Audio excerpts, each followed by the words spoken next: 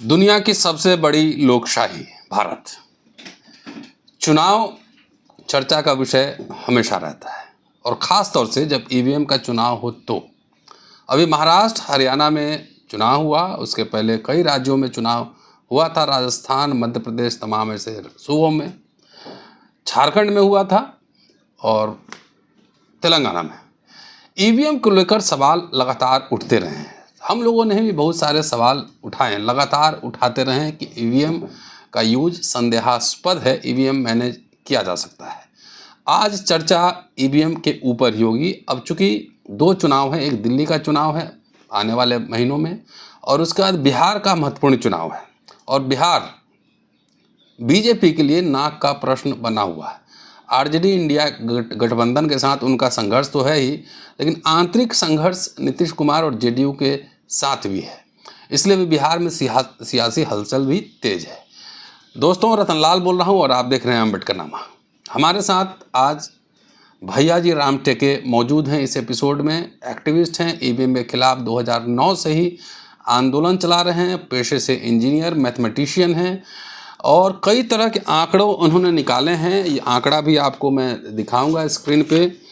और supreme court भी गए, वहाँ पे याचिका दायर की, अपने जेब से पैसे खर्च कर रहे हैं, बड़े बड़े नेताओं से मिल रहे हैं और पूरे आंकड़ों के साथ ये समझाने की कोशिश कर रहे हैं कि ईवीएम मैनेज हो सकता है। कहीं ना कहीं तो लोचा है, कहीं ना कहीं तो गड़बड़ी है। राम टेके साहब के साथ चर्चा इसी विषय पर। स्वागत है राम टेके साहब। धन्यवाद सर। बताएं। प्रोफेसर डॉक्टर रतनलाल सर, आपको और हमारे यूट्यूब अम्बेडकरनामा चैनल के दर्शकों को सबको मेरा सप्रेम जय भीम। जी बताएं, अब आपको समझाना है क्योंकि मैं मैथमेटिशियन नहीं हूं और मैं जानता भी नहीं आंकड़े कैसे समझना है। तो आप बताएं क्या आपका फाइंडिंग्स है। आपने लंबा चौड़ा दस्तावेज कई पन्नों का लेकर आए हैं और आज सोनिया गांधी के यहाँ भी आपने दिया है। हाँ सर, कल दिया है 3 तारीख को। अच्छा, 3 तारीख को दिया है। बताएं क्या है मामला इसमें, क्या आपकी फाइंडिंग्स हैं। आप तो मैथमेटिशियन हैं। Yes sir. जी डॉक्टर साहब, आज हम यहाँ पर ईवीएम में जो धांधली हुई है उसके बारे में आज अपन चर्चा करेंगे। जी। ईवीएम में धांधली कैसे होती है, ये ईवीएम के ऊपर में एक ईवीएम स्कैम फार्मूला का निर्माण हुआ है। अच्छा। वो एडिशन का फार्मूला है। एडिशन ये यूनिवर्सल ट्रूथ है। 2 वैल्यू का एडिशन होता है, उसमें उसका टोटल बनता है। ओपन वैल्यू और fix value. Yes, no sir, open value plus open value जब होता है तो जो टोटल बनता है तो टोटल के लास्ट डिजिट से ये 2 ओपन वैल्यू का लास्ट डिजिट कभी भी मैच नहीं होता, उसे ट्रू कैलकुलेशन बोलते हैं। ये मैथमेटिकल एडिशन का यूनिवर्सल ट्रूथ है। अच्छा। इफ यदि 2 वैल्यू में से कोई भी एक वैल्यू टोटल वैल्यू से लास्ट डिजिट अगर मैच होता है तो परफेक्टली मैच होता है, तो समझ जाना कि ये ईवीएम स्कैम फार्मूला है। ओके। और इस ईवीएम स्कैम फार्मूला का हमने 2009 से ही चुनाव आयोग को नोटिस देकर शुरुआत की। ठीक है। उसी संदर्भ को लेकर चुनाव आयोग ने 2017 में कहा कि हमको extraordinary measures are required for demonstration in election commission of India headquarter in 2009। तो उन्होंने ये उन्होंने स्वीकार भी किया है कि हमें जो एक्स्ट्रा ऑर्डिनरी मेजर है वो हमें, उन्होंने उसी प्रेस कॉन्फ्रेंस में कहा है कि हमें किसी पॉलिटिकल पार्टी ने अभी तक ईवीएम को लेकर चैलेंज नहीं किया है, किसी कंटेस्टेंट ने भी नहीं किया है। और सेकंड लास्ट वीवीपैट के बारे में वो जिक्र है उनका, और लास्ट सेकंड पैरा में वो भी बोलते हैं कि यदि कोई हमें अगर चैलेंज करता है तो हम उसको एडमिनिस्ट्रेशन साइड देंगे और उनको बात रखने के लिए चुनाव आयोग में बुलाएंगे। ठीक है। हम वो लाइन पर लेकर हम सुप्रीम कोर्ट उनके तरफ कंप्लेंट की थी, सुप्रीम कोर्ट को इंटरफेयर करने के लिए बोला भी था, लेकिन अभी तक चुनाव आयोग ने उस लाइन का इज्जत नहीं की, हमेशा हमारे साथ में इंसल्ट ही करते आ रहे हैं। तो क्या है आपने फाइंडिंग, कैसे कैसे तो हमारा स्कैम हुआ है? तो अभी लेटेस्ट जो सिंपल सी बात है, ये ईवीएम स्कैम फार्मूला कैसा होता है। तो ईवीएम स्कैम फार्मूला अभी देखा जाए तो महाराष्ट्र के इलेक्शन में जो प्रदेश का जो ईवीएम का टोटल आया वो आया 6,40,54,283। वो उसमें उसी ईवीएम टोटल से, प्रदेश के ईवीएम टोटल से 49% उन्होंने 278 कैंडिडेट में फिक्स किया। ओके। और वो 278 कैंडिडेट कोई इधर उधर से लाए नहीं, पूरे भाजपा के हैं विनिंग कैंडिडेट, पूरे दोनों शिवसेना के हैं 57 और 20, और पूरे एनसीपी के हैं, अजीत गुट और पवार साहब दोनों गुट के, और कांग्रेस के भी। और पूरे प्रदेश में सिर्फ 2 ही इंडिपेंडेंट जीते। ओके। कुल मिला के 278 बनते हैं। बड़ी इंटरेस्टिंग की बात है सर, कभी भी कोई भी ईवीएम से जब चुनाव होते हैं तो ऐसा कभी राउंड फिगर नहीं आता, लेकिन महाराष्ट्र के इलेक्शन में 3 करोड़ 13,70,000, मतलब 7 पर 4 डिजिट है सर लास्ट में, जो 49%। ये जो आंकड़ा बना, तो इसी से ही साफ जाहिर होता है कि इन्होंने 278 सीट को फिक्स किया है। कैसे किया है, जरा वोट वैल्यू के हिसाब से बताइए, जो आपने आंकड़े निकाले हैं कि हमने जो इसमें आंकड़ा निकाले सर, कि इसमें जो आंकड़ा निकाले, जो लास्ट में जो 83 जो आंकड़ा है 4,283, ये ओपन वैल्यू को भी वही मैच होता है 4,283। जैसे विधानसभा में मिला इतने वोट गिरे, इतने वोट गिरे 4,283। हाँ। और ये वोट कहाँ का है? ये भी टोटल वैल्यू जो है ये प्रदेश वाइज है, और ये जो है सर ये विनिंग कैंडिडेट वाइज है। दोनों भी मैच करता है। पार्ट ये भी प्रदेश से जो होता है, प्रदेश महाराष्ट्र प्रदेश वाइज कैलकुलेशन और EVM scam formula part A, तो पार्ट ए में भी उनको मैच हुआ है ऑल इंडिया फॉरवर्ड ब्लॉक को, उसमें भी लास्ट 83 है। ओके। और पार्ट बी में मतलब ये आप कह रहे हैं कि जो कॉलम 6 में जो टोटल वैल्यू है, हाँ, वो 283 है, हाँ, और कॉलम 10 में जो टोटल वैल्यू लोकसभा का है स्टेट का, वो भी 283 है स्टेट का, हाँ, हाँ। और यहाँ पे जो ये आ रहा है फॉरवर्ड ब्लॉक को 83 लास्ट में, 83 लास्ट में डिजिट है, और ओपन वैल्यू यहाँ भी 83 है, 4,283 आया है पार्ट बी में। और यहाँ पर जो कंस्टिट्यूंसी वाइज जो मैच होता है ऐसा ही ईवीएम स्कैम फार्मूला, तो उसमें 91 कंस्टिट्यूंसी ऐसी है कि उनमें भी मैच हुआ है, तो उसमें इधर 883 उनका वोट मैच हुआ है। 800 लास्ट डिजिट 883। तो ये एक बात है सर। और इसमें बड़ी हेरा फेरी की बात बताऊंगा मैं इसमें आपको, कि अभी जो हमने जो कंप्लेंट दर्ज की कल चुनाव आयोग को, उसमें जो अपन स्कूल में जब पढ़ते थे तो अपन फर्क स्पष्ट करना हमारे मराठी में रहता था, फर्क स्पष्ट करना, डिफरेंस बताना, डिस्टिंग्विश बिटवीन। तो ये जो चुनाव हुआ अभी लेटेस्ट महाराष्ट्र का, इसमें जो कांग्रेस पार्टी जो चुनाव लड़ी, तो उनको जो वोट मिला कांग्रेस पार्टी को, वो मिला 79,36,573। आखिरी का आंकड़ा है 573, 573। और जो लोकसभा 19 में यही कांग्रेस पार्टी लड़ी, तो इसको देश में जो वोट मिला पूरे देश में ईवीएम का वोट मिला पूरे देश में, तो उनको मिला 11,91,27,573। तो 573 दोनों में कॉमन है, जबकि दो इलेक्शन में 5 साल का डिफरेंस है। 2019 के बाद 5 साल बाद, ये 2019 के बाद 2024 में ये महाराष्ट्र का इलेक्शन हुआ, और पार्टी एक और इलेक्शन 2, और डिफरेंस दोनों में 5 साल का, और आखिरी का डिजिट 573। ये कैसा हो सकता है? चलो भाई, हम इसको मान लेते कि भाई बड़ी मुश्किल से आया भी होगा इत्तेफाक से। तो फिर इसके आगे अपन देखा जाएंगे, तो 2019 का जो लोकसभा का इलेक्शन हुआ, ठीक है, और बाद में जो 2024 का हुआ, तो 2019 के इलेक्शन में पूरे देश में जो ईवीएम का जो आंकड़ा आया है पूरे देश से, जो जितना वोटर ने किया है, वो है 61,61,000,073।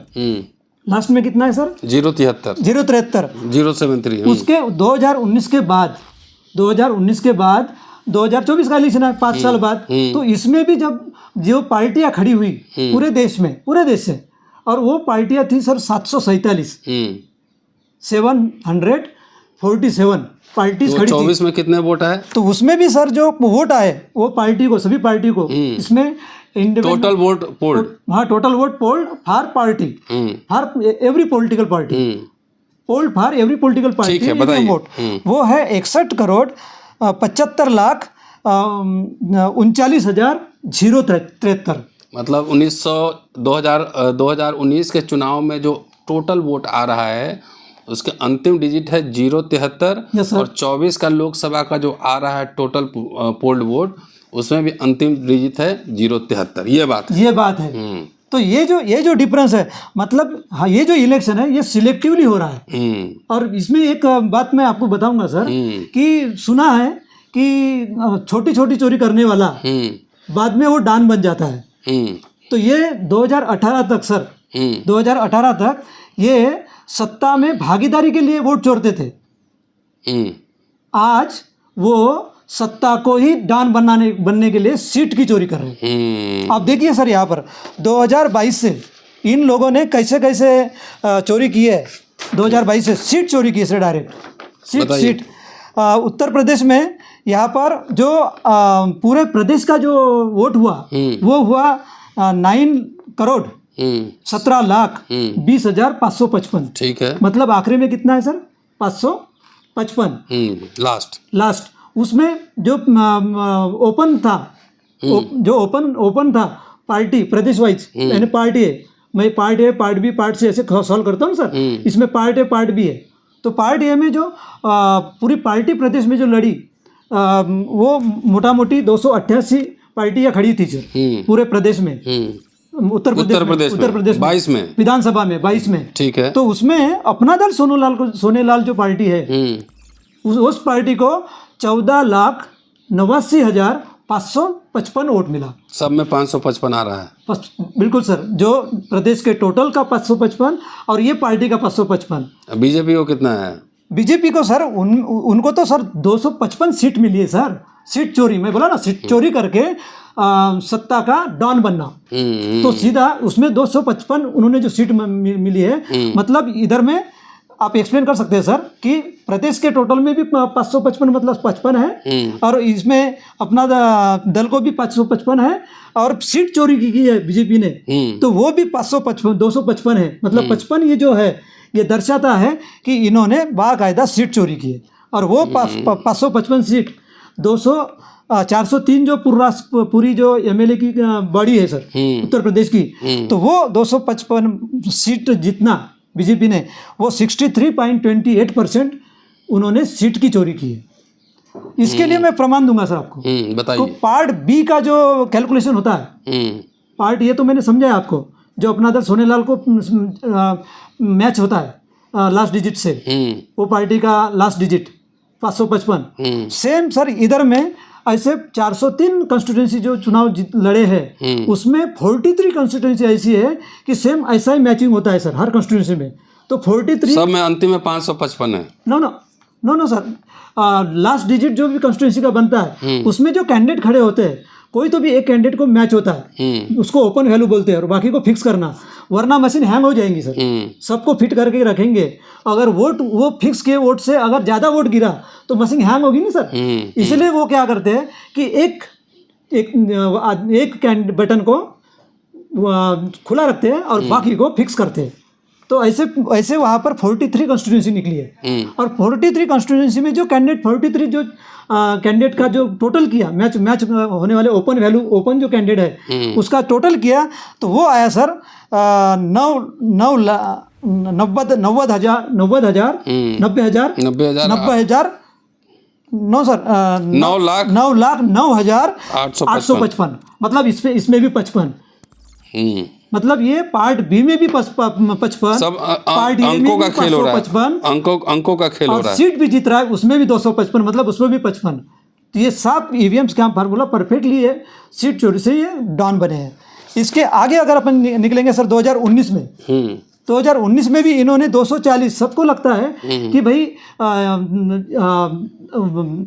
सुप्रीम कोर्ट के लॉयर ने या फिर तुम्हारे जैसे एक्टिविस्ट ने, डॉक्टर रतनलाल जैसे ईवीएम के विरोध में लड़ने वाले एक्टिविस्ट ने जो मेहनत की है, तो इस मेहनत का नतीजा ये हुआ कि ये इनको सत्ता में 400 पार का जो चल रहा है ना इनका 400 पार को इन्होंने रोका है सर। एक्चुअली इनको शर्म के मारे इन्होंने टारगेट फिक्स करके 240 सीट इन्होंने चोरी की है सर।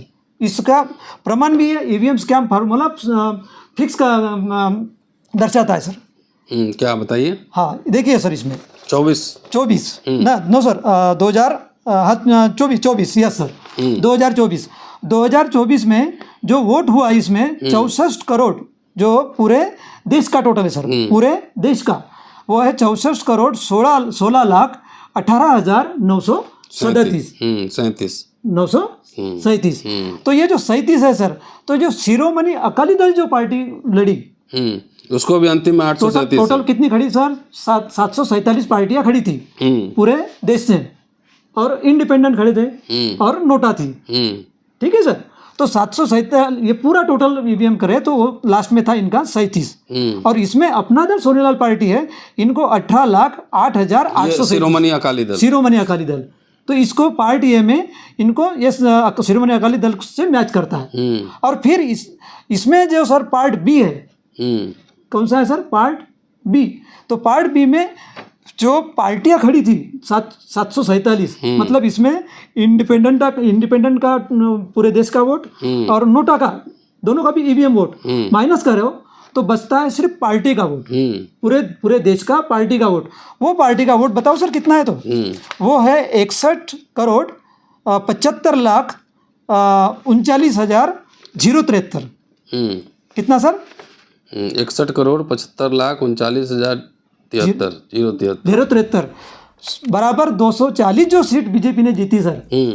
बीजेपी के जो विनिंग कैंडिडेट है 240, उसमें भी 973 दिखा है, उसमें भी 973 है सर, 73 कॉमन है, 73 कॉमन है, और ये 973 इधर में लास्ट देखिए सर, देश का जो टोटल हुआ है, देश का पूरे देश का जो टोटल हुआ है ईवीएम का, उसमें लास्ट 973 है, 937 है, और ये इधर में जो है पार्टी का जो बता रहे सर, पार्टी का ये पार्ट बी बता रहे हैं सब, पार्ट बी में जो 73 है वो बीजेपी के विनिंग कैंडिडेट 240 का 73 है। इसका मतलब ये है कि ये 240 सीट कौन जीतेगा इसका फैसला पहले हो चुका है। चलिए, चोरी तो चोरी और ऊपर से सीना जोरी। इसका सॉल्यूशन क्या है?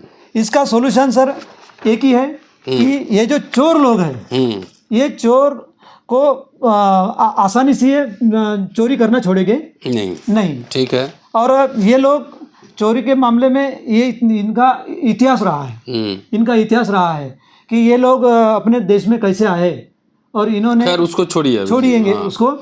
तो इसका सॉल्यूशन कैसे? कोर्ट से आपको राहत मिली? कोर्ट से राहत नहीं मिली और उम्मीद भी नहीं कर सकते हमने। तो क्या सॉल्यूशन है इसका? हमने इस बार भी लोकसभा का नोटिस यानी लेटर हमने कॉपी टू सुप्रीम कोर्ट को दिया, तो उन्होंने कॉपी टू दिया, मतलब हमने उनको लेटर दिया, तो उन्होंने हमको ऐसा जवाब दिया कि हमें एड्रेस नहीं किया। कॉपी टू तो एड्रेस ही होता है। ऐसा जवाब देके उन्होंने हमारे कंप्लेंट को हमें कोई रिप्लाई देने का उन्होंने जहमत नहीं ली। हाँ, तो फिर आखिर क्या सोल्यूशन है? आप तो अकेले लड़ रहे हैं, बाकी सोशल एक्टिविस्ट देश भर में लड़ रहे हैं सर। तो जो चुनाव लड़ रहे हैं, आप भी लड़ रहे हैं। तो जो चुनाव लड़ रहे हैं वो क्या कर रहे हैं?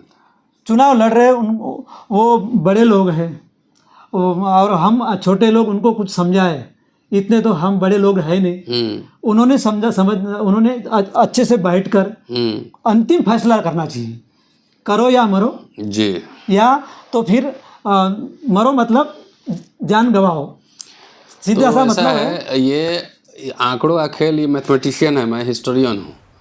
तो लास्ट के 3 डिजिट 2 और मोर डिजिट में ही खेल हो रहा है। और आंकड़ों उठा के देखिए, पूरा ये ड्राफ्ट बना कर लाए हैं। मैं इसका PDF होगा तो मैं डाल दूंगा डिस्क्रिप्शन में, दे दीजिएगा। तो EVM स्कैम कैसे होता है, अब लूटने की ज़रूरत नहीं, सब प्रोग्राम सेट रहता है और उसी से प्रोग्राम से जो है, और इलेक्शन कमीशन ये मजाक उड़ाता है लोगों का। सुप्रीम कोर्ट में भी तो गए ही है, क्या हुआ आपने देखा ही। लेकिन EVM स्कैम होता है। अगर ऐसा होता है कि EVM इतना फेयर होता तो अमेरिका, जापान, इंग्लैंड, ब्रिटेन, हर जगह EVM से ही चुनाव होता। जिस देश में EVM बना वहीं EVM से चुनाव नहीं हो रहा है। लोचा समझिए। शुक्रिया, देखते रहिए अम्बेडकर नामा। जय भीम।